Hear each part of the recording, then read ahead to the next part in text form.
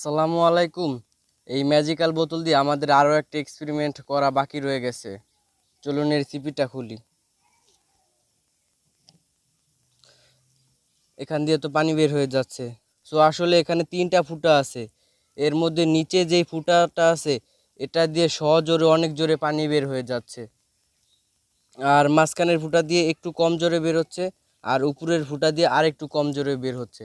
আসলে এটা কেন হয়?